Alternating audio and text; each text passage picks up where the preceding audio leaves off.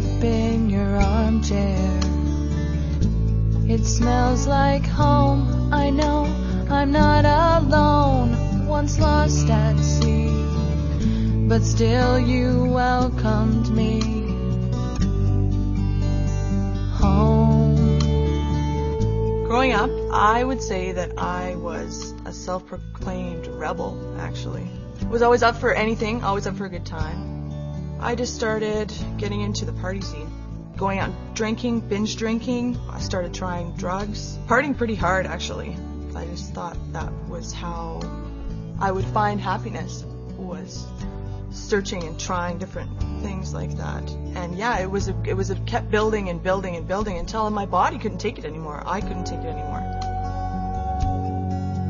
If you could see what it's like being me, then you'd understand why sometimes I need you to hold my hand. My dad drove home and he told me that he pulled up in the driveway and he turned off the car and he just sobbed and cried out to God and just said, God, I just want my daughter back. I will give anything and everything I own to get my daughter back.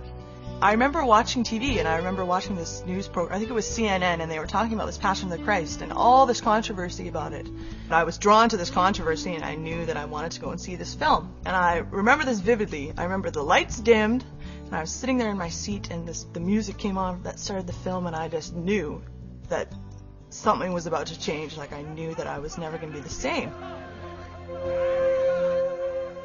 I remember I was shaking and I was crying and I was sobbing, and it was just, wow, it just wrenched my heart.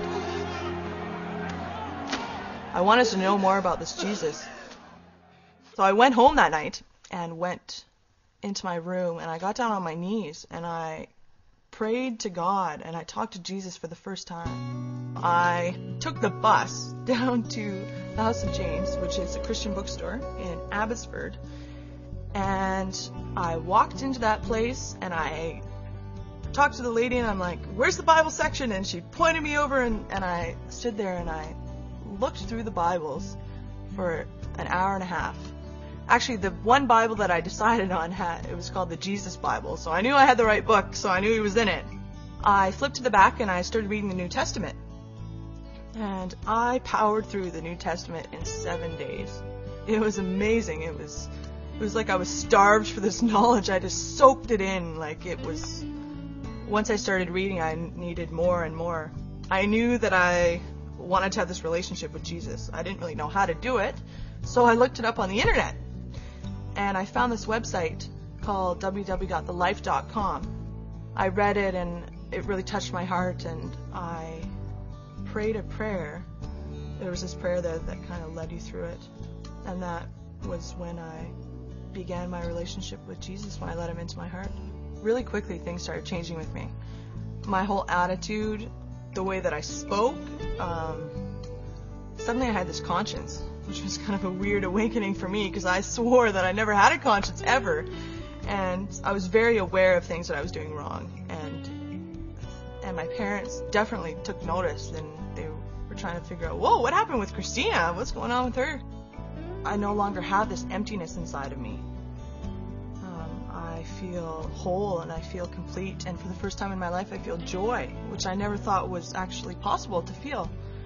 And I feel excited and I feel loved.